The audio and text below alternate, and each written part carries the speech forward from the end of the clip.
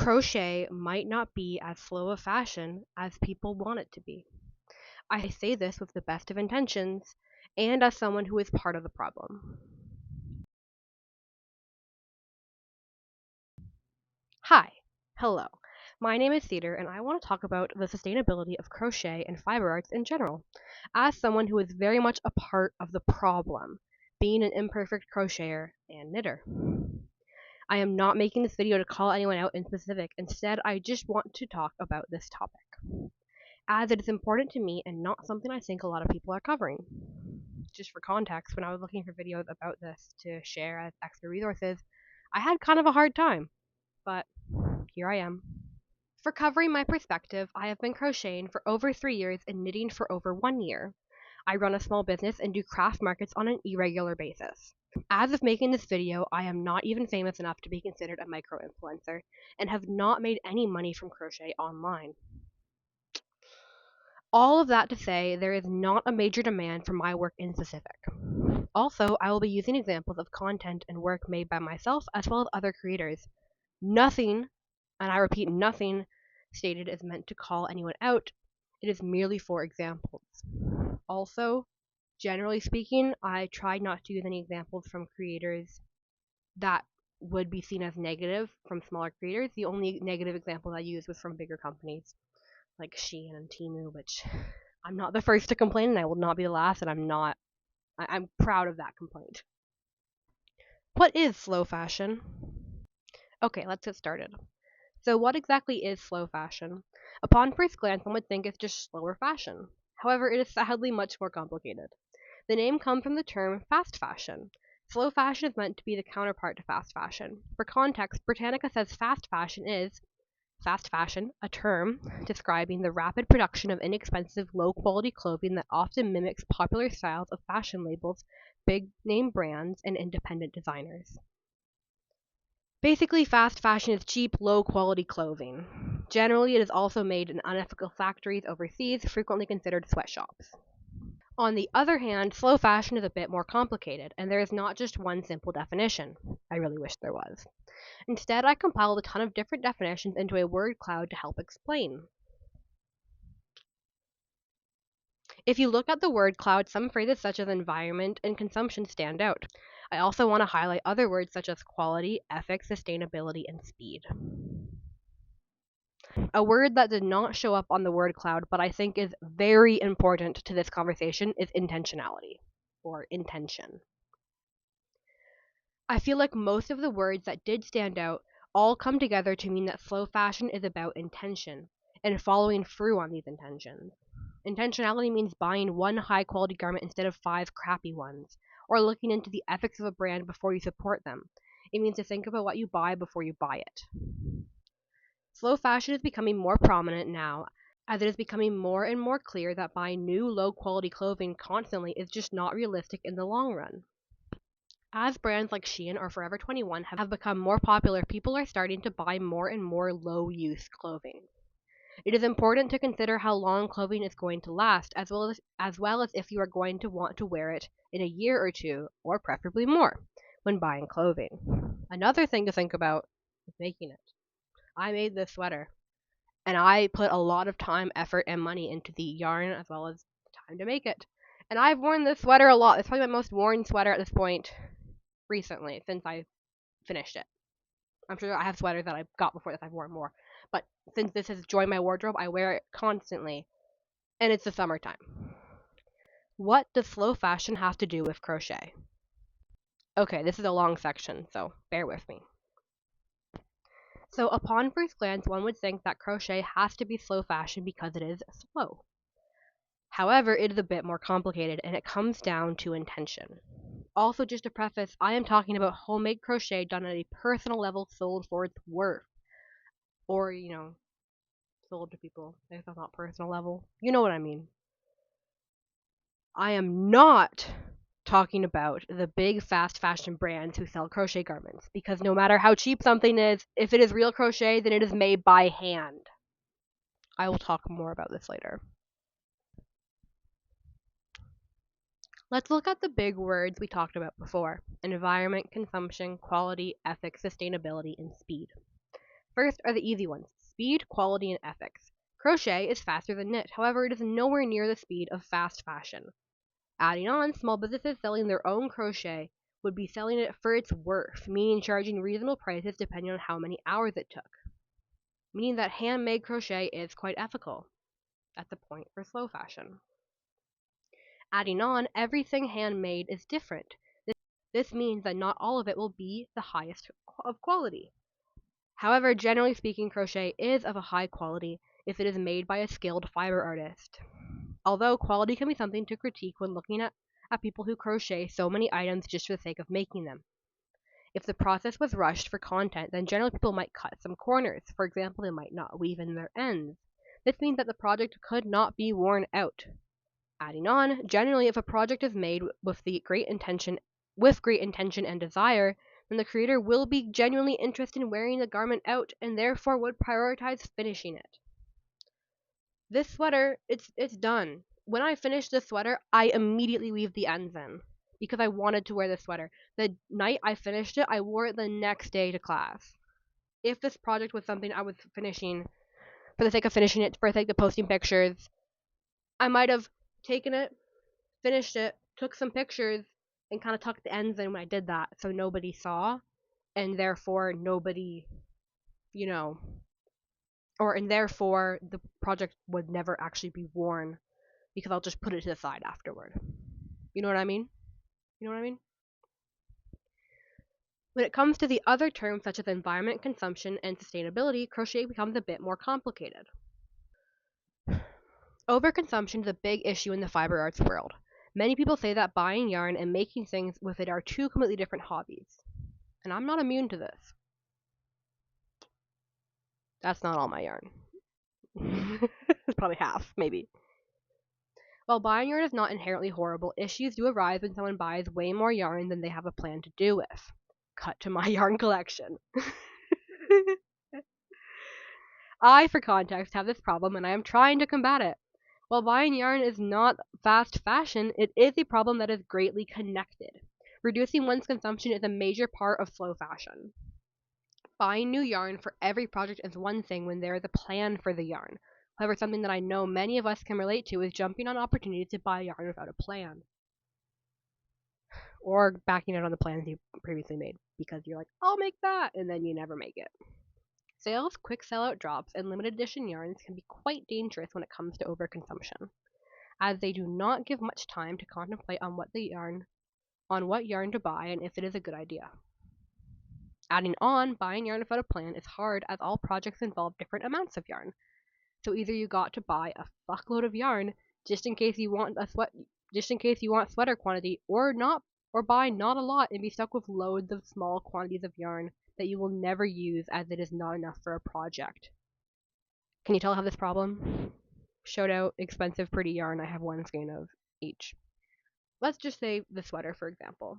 This sweater, I don't even remember how many skeins it took. I made an Instagram reel about it, but let's just say it took me 6 skeins of this one, and I know it took me a little over 1 skein of this green. Or was it a little? No, it was a little over. I had bought 2 thinking I need 2, and I barely used a second, but I did use 2. I have less than a skein left of each of these colors of yarn because I bought the right amount, as in I bought what I thought was the right amount, and then I kept having to buy more. But I also knew that when I bought the yarn for the project originally, and made sure I could buy more of the yarn because I didn't want to be stranded and waste all the yarn on half a sweater. I'm not, generally speaking, going to the store without a plan buying 7 skeins of one yarn color. If I wanted to make a sweater with the yarn I bought forever ago, and I only have 1 skein of it, I'm not making that sweater. And so you have to know what you're doing with the yarn. But also, if I buy 10 skeins of every yarn I buy, and assuming I'll make a sweater with it, and then I end up wanting to just make a bandana with one, I don't need 10 skeins to make a bandana. Another example of overconsumption can be when people buy from small businesses. I am all for buying from small businesses. In fact, support me. I sell stuff. You don't have to, but. And I would much rather you overconsume from a small business than a big corporation. However, it's still overconsumption sometimes. When it comes to small businesses, some of the more popular ones rely on a drop system. As more people want what they make than they have time to produce. Quick selling out drop systems are bad for overconsumption, as it means that people feel forced to buy and shop fast. There is no easy solution to this problem. However, I do want to highlight and provide some advice. If you are a small business owner who has a drop system, post what you will be offering in advance. That would allow people to think about the items before the stressful buy time. Make an Instagram post beforehand with a list of items so people can say, I like that bandana, but do I really like it? And you can think about it. And if you're doing a drop system that sells out so fast, I wouldn't worry about losing sales in this because I'm sure somebody, if you have a big enough following, will still buy it. It just might go to a person who genuinely wants it and will wear it more over somebody who was just going to buy it because they saw it and they thought, oh, I like that, and clicked it, and they had to buy it in the next 5 seconds to actually get it. If you are a consumer, try your best to think before buying. If there is a post about what will be in the drop beforehand, look at it and think. If not, try to plan in advance what kinds of things you would want to buy and actually need. For example, you can plan, if they have a pink or yellow bandana, I will buy it. If not, then I will wait for next time. You know, think, I really need a beanie right now, and I don't care about the color. So if there's a beanie for sale, I will buy that. But if there's a cardigan I really like, even if it's pretty, I don't need that cardigan, I'm not going to buy it. Even if I see it there and I can get it in my cart fast enough. Use that kind of mentality. Another aspect of overconsumption is how much people make for social media. I covered this a bit when talking about quality earlier. However, something else to note is just how many people make things for social media that they never wear or use. Videos like what I made in a week can only exist if you make multiple things in 1 week. And I am going to be honest here, there is no way you want everything you are making if you're making 5 items a week, or just in general. If this is from a small business owner making stock, that is one thing. However, I still want to critique it if the person knows that most of what they make will not sell. The reason I say this is because I have done the exact same thing. I've done a series on my Instagram about how much I can crochet in a day or a week making products. If I am being frank here, almost everything I made in those series did not sell and probably will not sell anytime soon. Instead, they are just sitting in my room taking up space. I do not say this to discourage people from making things or trying to start a small business. Instead, I say this to be honest and realistic. Yes, make stock to sell at local markets. However, if you are not selling a ton of things, maybe take a break for a bit. I have not made stock in a long time because I have enough. If I had a market that had a pride theme for say, and I don't have much pride stuff right now, maybe I would go and make some pride stuff. But I don't need to make just like a basic bandana. I have enough basic bandanas that I have enough to sell and have some for most demographics. You know what I mean? Try to set a limit as to how much stock you want to have at once, which can change depending on upcoming markets. If you have 5 markets coming up, maybe have a bigger limit. Whatever. And don't make much over the limit. This can allow you to still make and have stock, but stop you from going too overboard. Adding on, when it comes to people making a ton just for themselves, it is okay. You are allowed to create. I will repeat that. You are allowed to create. I know for me, I need to always be crocheting. It is one of the ways I combat my ADHD and also anxiety and depression symptoms. However, here are a few tips to try not to consume as much while you do your hobby. Don't be afraid to frog. If you are not in love with something, just frog it. Then you can still use the yarn and keep your hands busy. Think through what you make. Don't just make something for the sake of it. Instead, try to only create what you genuinely want. Take your time and fix mistakes. Add all the cool details you want and make sure that the item you make does not have a ton of shortcomings. If it does, then fix them. Don't just follow trends. Make stuff for yourself instead of just social media. If you are concerned about having things to post about if you are taking longer to make each item, try a few things. Repost previous items. Do you know how many Instagram posts I've posted of this sweater? More than one. Took me forever. I'm proud of it. I'm not pumping out knit sweaters constantly. It's my first I've finished. I have another one I'm making right now. It's not going to be done anytime soon. Make content about other fiber arts things that are not new projects. What I'm doing right now. This is fiber arts related. I'm not making something right now to do this. Although it took me a while to write the script. Do trends like Whip Wednesday. trends that let you post without having to make new things every time. One of the creators I really like, put her on screen here. She did it Wednesday, inspired me. Allows her to make stuff she wants and not feel rushed while still also having stuff to post about if content creation is your main source of income or you're trying to make it that way. All of this to say, you do not need to be perfect. And I am very much not perfect. Not to talk all about me, but I'm not perfect either. Understanding how you can improve is a big step. Even if you only follow one of the pieces of advice I gave, that is great. Lowering your consumption in any way, small or big, makes a difference. Social media has a big effect on overconsumption. It can be hard to balance personal values of gaining attention, which can be a source of income. I'd love it for it to be one for me. It's not, but that's a goal, and to make that goal happen, I need to post. I know I have heard a creator say that they wanted to make the 5-day star blanket, example, but couldn't because they had to post 3 times a week and could not afford to spend 5 days on one video. It is hard to say whether they wanted to make the project out of genuine interest or just because of the trend. However, I still think it is a good example of the effects of social media and content creation. Okay, now let's talk about sustainability. I think I have spent enough time yapping about overconsumption. Are you still here? When it comes to sustainability, I do not have a ton more to say. However, it's something I do want to highlight is what to do with a project when you are done with it to stop it from going to a landfill. On first glance, you might think there is an obvious answer to this. Just donate it. However, I want to highlight a point I only recently heard. I heard it from this YouTuber. Check her out. She's great. Blew my mind. This should not have blown my mind when she said it, but it blew my mind anyway because I am a dumb consumer. When donating something to a thrift store, it is important to consider if anyone would actually rebuy what you made. If it is a perfectly good garment and you just don't want it because it doesn't fit you or it's not in your style anymore, that's fine. Donate away.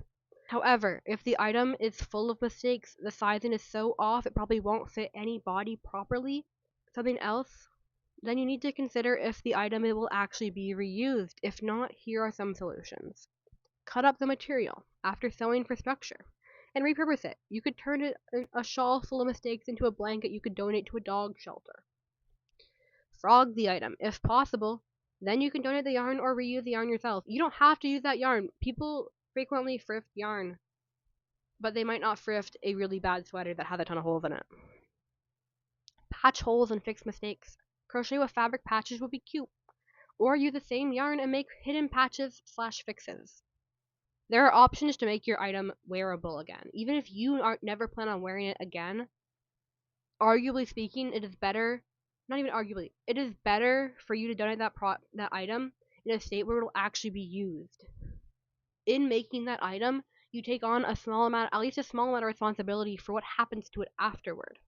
Whether that be you wear it until it falls apart and, you wear it for 50 frickin' years, or you donate it, but you donate it in a state where someone else would enjoy it without having to do 50 million fixes themselves. The important thing to remember is that if you don't want it, someone else might not either. Donating to a thrift store can be great for good items that are high quality. However, they can also just be an extra step before the garment goes into the trash. Trying to get as much use out of an item is important. Honestly speaking, it is something I know a lot of crocheters do not consider. Some say making sure you leave your garment in the best state it can be in is the responsibility of the garment owner, as I said before.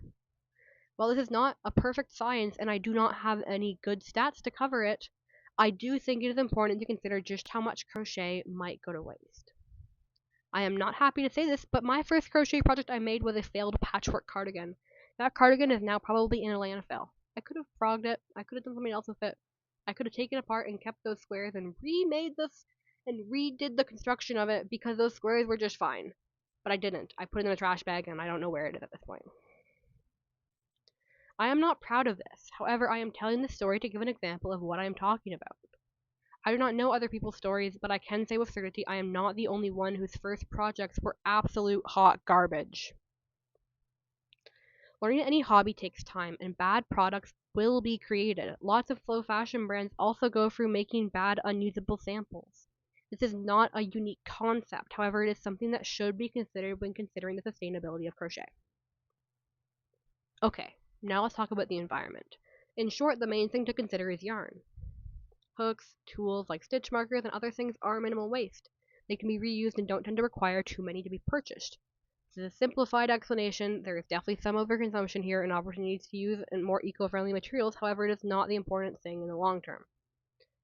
I am not a yarn snob. I almost never use wool and I only prefer cotton because of the feel. This is a cotton blend, but there's acrylic in it too. I have nothing against acrylic yarn and encourage people to use it. Less wasteful yarns like wool, cotton, etc. tend to be more expensive, and it is not fair to expect people to only use those yarns. Anyone should be able to crochet, no matter their financial situation. However, I would be amiss to not talk about how most acrylic yarns are not great for the environment. When using any material, the important thing to consider is how was it produced. Even thinking about materials like sheep's wool and alpaca, which people see as the most eco-friendly option, might not be produced in the most ethical fashion. Who knows how the animals were treated before and after their wool was harvested? If you have the financial ability, then yes, try to buy eco-friendly yarns with plant-based materials and certifications showing the yarn was made ethically. However, that is not possible for everyone for many different reasons. My main point is just the fact that yarn is not always the most eco-friendly material. However, there is not a ton of things that are truly beneficial or neutral to the environment. Using plastic yarn is not the end of the world, and it does not on its own make crochet fast fashion. Please continue to use acrylic if that is all you can afford, or even if it's not all you can afford, but you just prefer it. That is okay. Don't let me stop you. I don't want to sound like a yarn snob. I just wanted to cover this topic, as I didn't want to not do it, because I felt like it would have been weird to not talk about it. Crochet from fast fashion brands. Crochet and fast fashion is not a good combination for a multitude of reasons. The tangent I could go on with this topic honestly could create its own video, and I will try not to yap about it for too long. However, I do think some context is needed. The most important thing to consider is the fact that crochet has to be made by hand. It cannot be made by machine, not reliably and correctly. To provide more context, knitting can be machine made, and there are ways to knit yarn that can look like a crochet dupe. However, that is not always the chosen technique. Adding on, the average consumer might not realize crochet can only be made by hand, and that handmade crochet takes time and should be valued according to that time it takes. There is a lot of real crochet being sold places where they are charging $20 for an item that would take a real person hours to make. This is a major human rights issue. People are working in sweatshops making like a couple bucks a day, doing hard labor in horrible conditions. I am not going to cover this issue in detail in this video, so please go check out these other creators if you want to learn more. And just more information in general about fast fashion and crochet. The big issue this causes that relates back to the regular at-home crocheter is that it puts on pressure. This might sound like a BS issue in comparison to what I just mentioned, however, it is something that I wanted to cover. Crochet being sold cheaply that is just made to be worn a few times can have a big effect on small businesses, specifically prices, styles, and final products. It means that people are scared to sell their item for what it's worth. Seeing a granny square shirt be sold at Winners for $20, real or fake, makes a small business have a hard time selling their granny square shirt for its value, which could be over $100. If I'm a consumer and I only see crochet items that cost me $20, even if they are the fake crochet made by machine, they're still labeled as crochet, and I might not be able to tell the difference if I'm just a regular consumer. And so that is now making it so I, as a consumer, see crochet as only worth $20, not its true worth of whatever it is for the project. Even ignoring the unnecessary shame the artist might feel, it pushes the consumer to believe the shirt is only worth $20, and that is the value that they are used to seeing. Fast fashion crochet also affects the styles of real crocheters. There is nothing wrong with emulating what you see in stores. However, wanting to create styles that are meant to go out of fashion within less than a year just means that you are creating pieces that will probably be worn, or probably not be worn in less than a year. This is obviously not the case for everyone, and if you like a style of a piece you see in a store, do not let me stop you from making it. Don't. Make it. Enjoy it. Do that. Just maybe consider how long you think you will like the style for. When it comes to final products, fast fashion is not high quality. Seams are uneven, there are loose threads, and many corners are cut. Fast fashion is becoming the quality of work people are starting to expect from clothing. Due to this fact, to keep up with demand, small businesses can be inspired by fast fashion to quickly create low-quality items, which is evidently an issue. I believe it is important when I am making items for myself, and especially to sell, that what I make should be the best I can do, and that the quality should be prioritized over production speed. What is my point? Okay, I have been yapping for a long time. I'm sure you're asking yourself what in the world my point has been.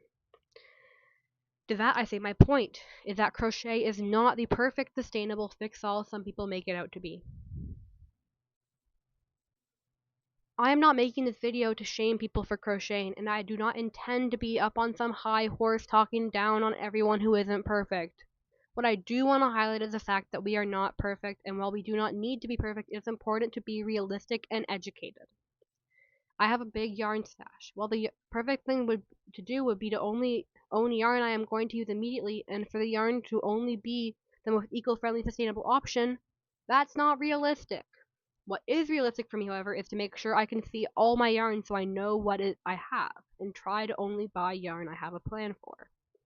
I am even trying at this point to mainly just buy yarn when I do not have enough to finish a project. So, to explain that, this is most of my yarn, those two shelves. I have some more yarn down there. You can't see it from this angle, but I can see it, which helps my dumb ADHD brain actually see it to use it, because out of sight, out of mind, biatches, that's a whole other thing. So, I know where my yarn is. I know what I have. I don't need to go hunting for it.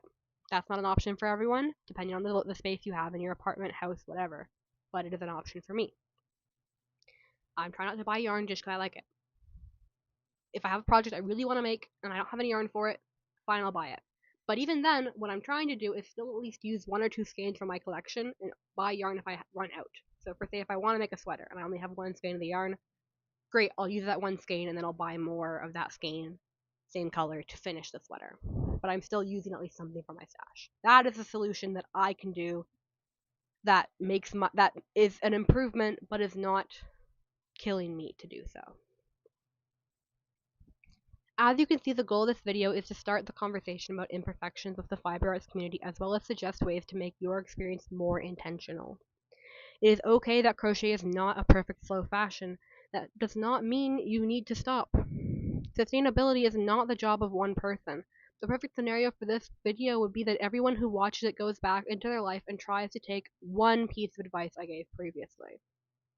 Maybe more, that'd be great, but just take one. That's all I want. You do not need to listen to everything I said, but starting the conversation is an amazing first step. In conclusion,